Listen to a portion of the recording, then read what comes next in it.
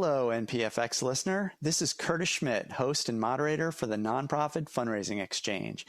And I just wanted to take a moment before the episode starts to thank you for helping make our first year of podcasting such a success. I also want to invite you to share your feedback. What topics have been most helpful? What would you like to hear us discuss in the future? What else do you want us to know that could help us make this podcast even better? Just send an email to contact@ipmadvancement.com with the subject heading podcast. Thanks for listening. Thanks for helping spread the word. And especially thank you for being here with us at the beginning of what we hope is a long podcasting journey together.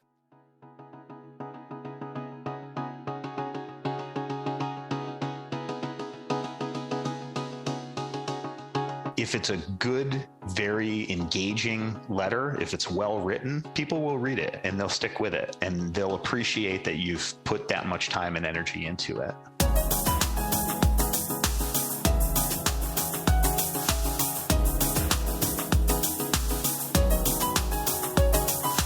Welcome to the Nonprofit Fundraising Exchange, a podcast from IPM Advancement. Our mission is to help you raise more money so you can make the world a better place. Today's topic, Ask the Experts, listener questions about copywriting for nonprofit fundraising.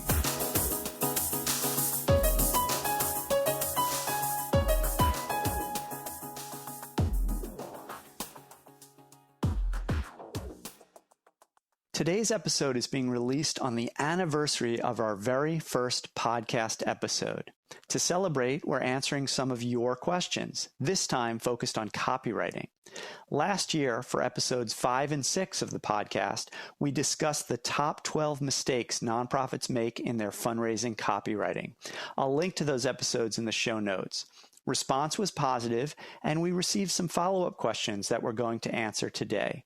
Joining me is Russ Phaneuf, IPM's co-founder, managing director, and chief strategist. Russ has a long history of copywriting in the nonprofit sector, and I'm very excited to hear his advice today. Welcome, Russ. Thank you, Curtis. So let's dive right in. Our first question comes from Charles in Arizona. Thanks for writing, Charles. So Charles says, we do a ton of direct mail, 2 appeals per month, one to prospects and another to one or more donor groups. Do you have any advice on filling up all that copy space without our appeals sounding too repetitive? Well, that's a good problem to have. If you're mailing that often, that gives you an opportunity to really educate people on what your organization is doing. And I think it's all about looking at it from a couple of different perspectives. One, you want to share emotional storytelling focused content. And 2, you want to share the logic points that support someone's decision to give. And your logic points should be fairly evergreen. Those are things that are going to be consistent from appeal to appeal. So, if you look at an appeal as being maybe 2 pages or 3 pages long, sometimes they're shorter than that, but often it's usually 2 to 3 pages, maybe up to 4 pages for some folks who have bigger budgets for larger packages. One of the things that you can do is start to chunk out those appeals and think about what's in there for content. Your logic points are going to take up probably a good 30 to 50% of appeal content. And then you're left with the emotional storytelling focused content. And what we like to do is really get in the weeds and tell the stories that paint the picture of what you're doing on the ground to impact beneficiaries. You also have a treasure trove of stories from donors and people who support you. What can you feature from donors and other supporters that tell the story of why they engaged with your organization and why they continue to engage year after year? Those are all good stories to tell. And I think the point that I'd like to make for all copywriters out there is just when you're developing copy and when you're developing ideas, think about it from the reader's perspective. What's going to keep someone engaged and what's going to keep someone engaged appeal after appeal? And I think the big thing to keep people engaged, appeal after appeal and year after year, is to tell really authentic, really warm stories about the impact of your work. That's very, very important to keep people engaged. I like that a lot. And I want to follow up on that point about using stories to engage the reader, because I'm imagining a nonprofit setting up their appeal calendar, say at the beginning of the year. And using Charles as an example, if you've got, 24 appeals that you're sending that year, that's a lot of different stories that you need. Russ, you already mentioned a couple ideas for where you can find stories, but do you have any other suggestions for where copywriters can get these powerful stories to share in their appeals? Yeah, I think, as folks who are kind of in the trenches of annual giving and individual giving, it's always good to kind of look outside within your organization, but look outside your development or advancement department. And even if you're only a small team, you talk to people and find out, who's talking to whom in marketing, who's out there maybe in the event space, and going to, I know, right now, we're very heavily involved with virtual events, but there are opportunities even within virtual events to ask people to tell their stories. And I think it's really good to get that outside perspective from outside your department. There are other people who have institutional knowledge, depending on what kind of organization you're in. If it's a large institution, there's all kinds of people you can talk to. There's alumni. If you're at a university, there's faculty. There's folks that you can talk to who are beneficiaries of your work. There are folks who have been volunteers, maybe for a long time. They've been volunteers. And you may not have direct relationships with those people, but I imagine someone in your organization will be able to connect you with people that could help kind of flesh out some of your messaging and give you some ideas to talk about, and hopefully kind of raise their hands and say, sure, I'd sign a lift note. I'd sign an appeal for you. I'd give you a feature quote or a testimonial. And I think that's a good place to start. Yeah. And I think too, if you're at the idea stage, that very early idea stage, even talking to people who are on the front lines, like who are delivering the services and running the programs that your nonprofit provides, they may have ideas. They may have experience and interaction with a recipient of your service that could make for a great story. Absolutely. Now, a second follow-up question I have has to do with the length of the fundraising appeal. You mentioned 2 or 3 pages as an example in your answer to Charles's question. But what's the ideal length, or is there an ideal length? So it depends on a lot of factors. Mainly it's driven by budget, right? So if you're only able to do a 1-page appeal because of budget issues, we almost always recommend that you drive people to a landing page on your website and make sure that you can use that landing page as a place to feature some visuals, maybe do some things that you might not be able to afford to do in the direct mail space. If you do have the budget, I think a good rule of thumb is 3 to 4 pages for an appeal. And the way that we get to that is, again, kind of chunking out the content and what you think of needs to go into a direct mail piece. At minimum, you're going to need an intro and a hook. That could be the first half of the first page. Then you pivot to describing the problem and you get into the case for support. You get into some examples. You get into some third-party kind of backing for what you're making for your case. And, once you do all that, you're looking at definitely a page and a half. And then you still need to kind of wrap back around and finish out the appeal. And so there you go right there. You're typically at about at least 2 or 2.5 pages. You always want to introduce a PS at the end of each appeal that you do.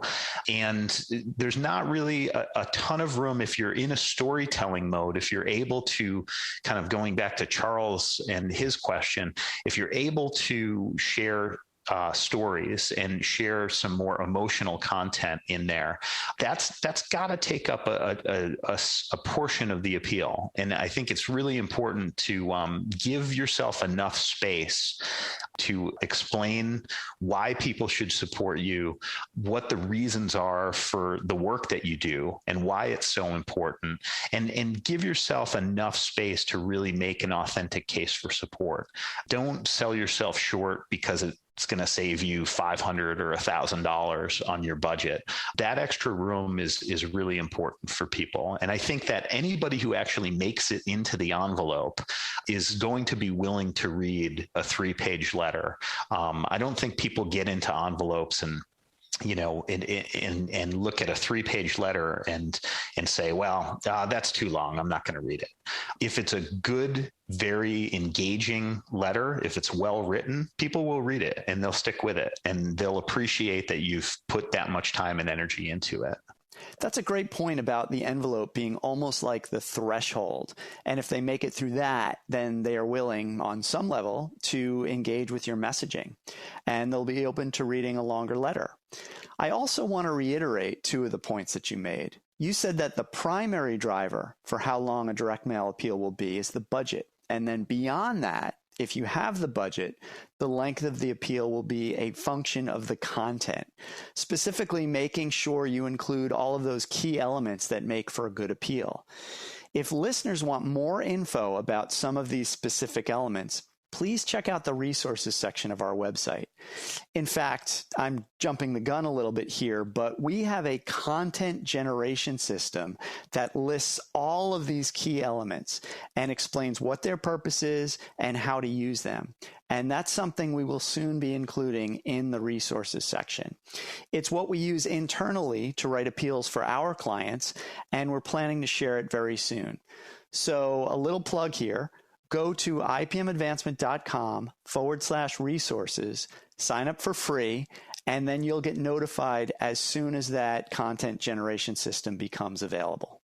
Yeah, absolutely. And for a long time, it's been something we've only done with clients, and we're going to open it up a little bit and release it to folks who sign up for our resources on the website. Great. So let's move on to the next question. This question comes from LaShawn in California. And LaShawn writes, we're a small startup nonprofit, and we don't have the budget to hire a professional copywriter. So we, that is I, have to write our appeals myself. Do you have any guidelines to help me get started on the right foot? Ooh, this is good. Everybody starts at this point in annual giving, I think, and people who are in fundraising have always been faced with that, staring down a blank page and writing their dear salutation letter. So here's LaShawn, here's something that I use as just a guide for myself when I'm starting. And this is a simplification of what we just talked about in terms of the content generation system. But content generation system basically came out of 4 questions that I ask myself every time I sit down to write an appeal. And those 4 questions are, number 1, what do you want the reader to think? Number 2, how do you want the reader to feel?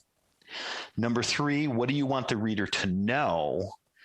And the last one, number 4, what do you want the reader to do? And having those 4 questions, think, feel, know, and do, really can drive about 80, maybe 90% of the content that you need to generate for an appeal. And it's a great starting point. It doesn't necessarily include, some of the specificity we get into with the content generation system, but it at least covers your basics. You want to convey to people, specific information in both logical terms and emotional terms. And this can help you generate that content as you think through what should be in your appeal. Yeah, I found those 4 questions extremely helpful myself when sitting down to write an appeal. It really makes sure that you include all those important pieces, the logical, the emotional, the call to action. And if I could just clarify too, that where people get tripped up in the think, feel, know, and do is typically in the difference between think and know. What we want people to think is different than what we want people to know. I think this idea of thinking in an appeal are the immediate things we want people to think of when we're writing and we're messaging to them. What we want people to know is kind of that longer lasting knowledge? What do we want the takeaways to be? What do we want people to come away with from our appeals? And then, the other two, feel and do. Feel is all about, the kind of intangibles. How are people going to come away from this appeal emotionally? Are they going to cry? Are they going to be angry? Are they going to be motivated? Those are all things that we want to consider. And that last one, do, is often something that people go very light on. And it's just about a specificity of what you want that reader to do after they put down the appeal. What do you want them to do? In most cases, it's give money. But do you have to be a little more specific than that? Usually you do. Fill out the enclosed reply form, go to this landing page, make a gift of X amount of dollars. So those are all things to think about. Again, I think just talking about it, you can see how powerful it is to go through each one of those things, that think, feel, know, and do. And it really does get the creative juices flowing when you're talking about writing for nonprofits. Can you say a little more about the difference between think and know? I want to make sure that distinction is clear for the listeners. So I would say that when you are coming up with things that you want people to know, those are going to tend to be logic, examples, statistics. They might be more along the lines of third-party confirmation of what you're trying to say. Think is maybe more based in opinion. So it's kind of your position as an organization. Great. And what you want to convey to people in terms of, hey, this is the camp that we're in. We think we're right, and we think we're onto something here, and we want you to kind of see the light. So those 4 questions, I think, are really good sort of high-level questions to get you started. With our next question, though, I'm hoping we can get more into maybe some specific tactics that people can use to improve their appeals. So this question comes from Lily, who is from an animal shelter in the Philadelphia metro area. And she writes, "Our annual fundraising appeal used to perform very well, but response has dropped off in recent years. How do we boost our response rate?" Okay, Lily. Well, there's lots of different ways to do it. First of all, I think it does begin with data. So we're not talking about data in this conversation. We're talking about copywriting, but take a look at who you're sending to, and it may be time to let some people go. If you have long lapse donors who aren't responding, it may be time to cut your list down a little bit and maybe replace those people with some warm prospects, some event attendees, or some people who are affiliated with your organization but who aren't yet donors. So I just want to kind of begin there. In terms of content and copywriting, we always start with the OSC. So the outside envelope is the number one most important thing that you need to get people past. You need to get people into the envelope. So if you want to boost response rate, it starts by boosting open rates. So right there, looking at your OSCs and maybe getting some advice on whether or not you're creating enough curiosity in your outside envelopes. What you want to do when you present someone with an appeal, that first thing they see is going to be your outside envelope. And you need to create enough curiosity that it is absolutely irresistible for them to go into the envelope and get an answer. And I think that a lot of folks kind of look past that and say, well, we don't want to sound like used car salesmen. There's an authentic way to do it, and there's a good way to do it. There's some very bad ways to do it that are very desperate, and you'll know because you won't get the good open rates, you won't get good response rates. But for your organization, and I'm sure working in humane services and animal services, I think that there's an opportunity there to have some really strong OSC messaging. And it's never a bad thing to see what others are doing. You are in a space that is quite crowded, and there are a lot of humane societies that you can look at.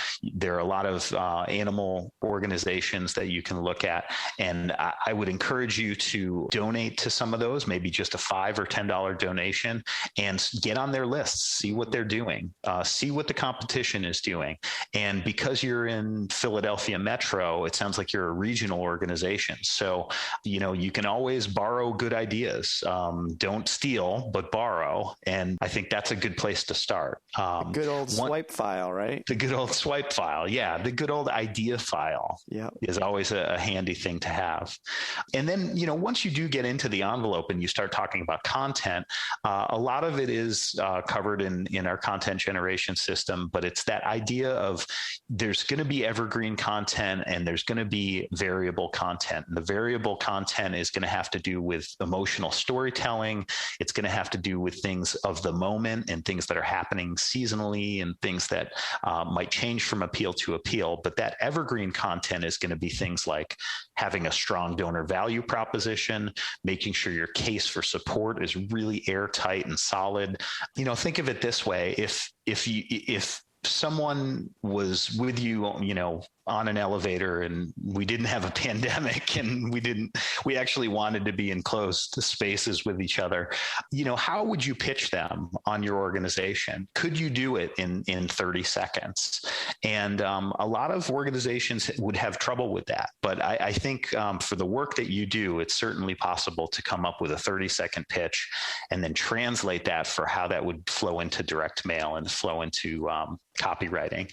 There's also that sense of urgency. What you do is always urgent, right? It's always a crisis, but is there something that can elevate it and clarify that sense of urgency for the work that you do? And then having a clear ask and being very clear and specific about what you want people to do.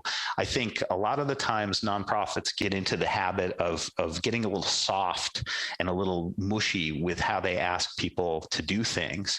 And remember, that do part of the 4 questions is really important, and specificity is really important. So specific ask amounts, being very specific about how you want people to respond and what exactly you want them to do. I think that will help as well with the clarity.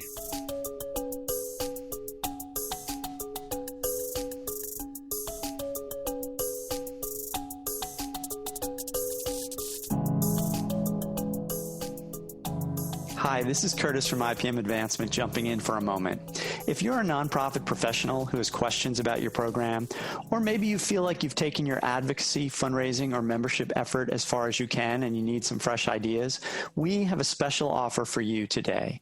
NPFX podcast listeners can get a free 30-minute consultation with IPM, no strings attached, when you go to ipmadvancement.com/free. Just enter a few details and an IPM team member will contact you to follow up. It's that easy. That website again is ipmadvancement.com/free. Thanks for listening, and we hope to talk to you soon. Now let's return to the episode.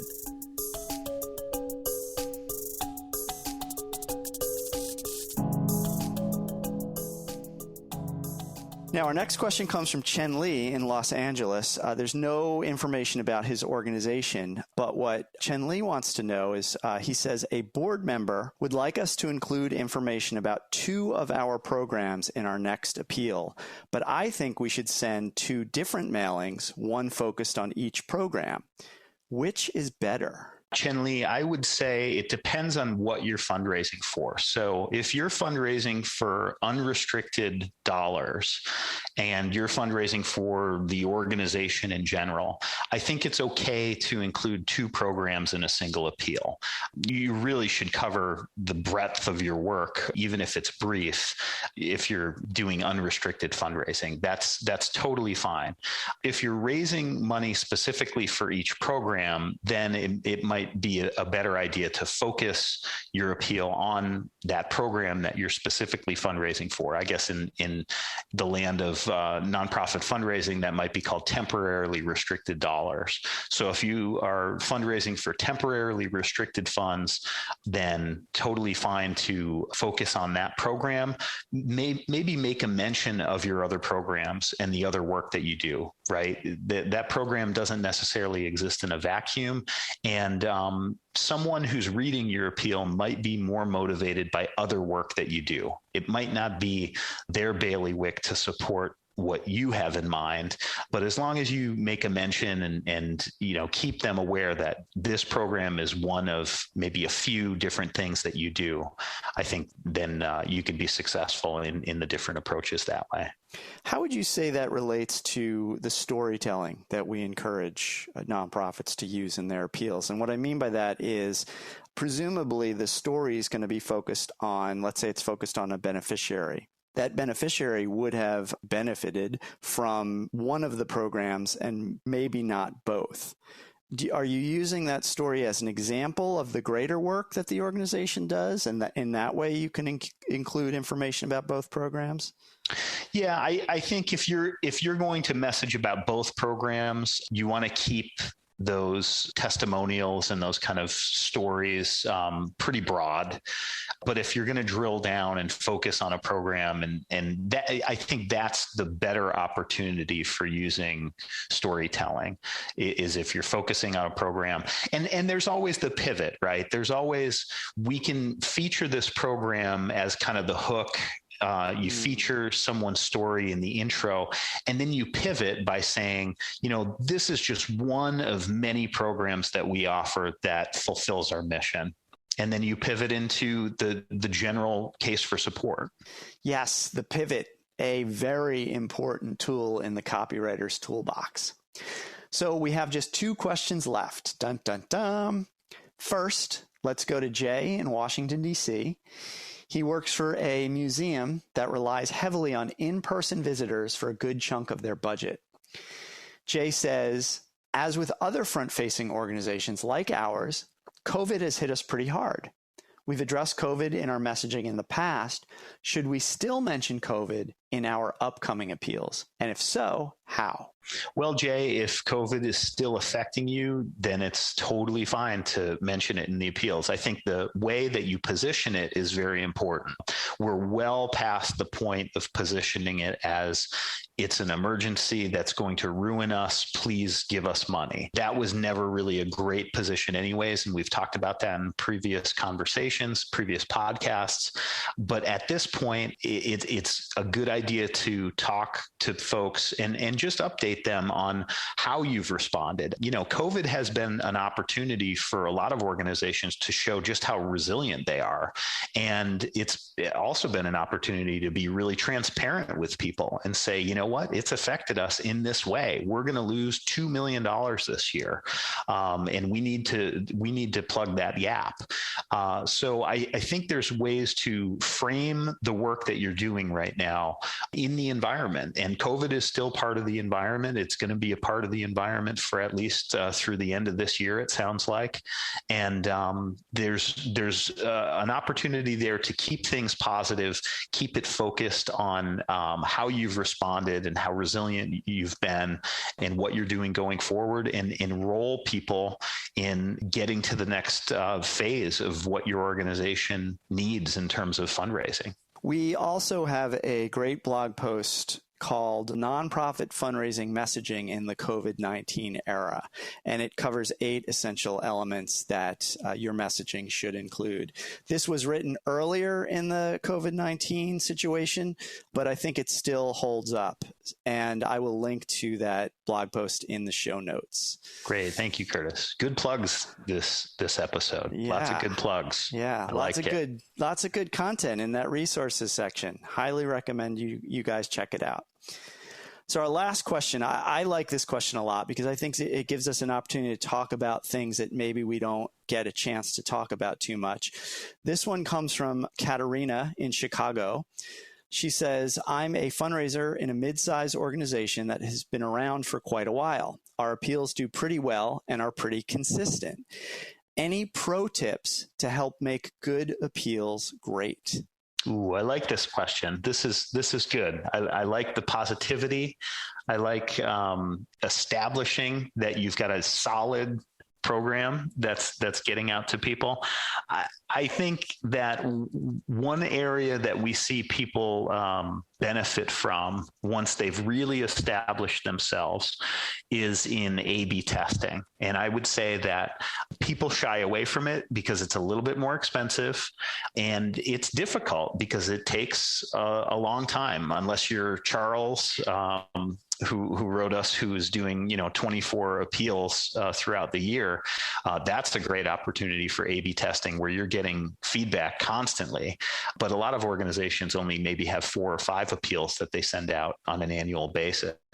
But if you're able to get into a good rhythm with A/B testing, and remember, A/B testing, you're testing one variable at a time. You could do ABC testing, but remember, you have to have a control, and then you test against that control with only one variable per test. So that is the best kind of pro tip that I would offer up, because it seems like that's where folks fall down. And on top of that, it's not just about doing the testing. It's also about establishing a way to track that and leave that information behind, because we all know in fundraising, folks don't stay at the same organization forever necessarily in nonprofit fundraising. So to have that body of knowledge survive you after you leave the job is very important for the organization. Yeah, and I want to follow up about the point you made about using a control. And it sounds like Katarina's organization is the perfect organization for this, because they say that their appeals are pretty consistent. So assuming that you're sending out a fairly similar, say, end of year appeal, that can be a control, because over time you've already proven its value, its consistent value. Yep. The only thing to remember is that seasonality is a variable.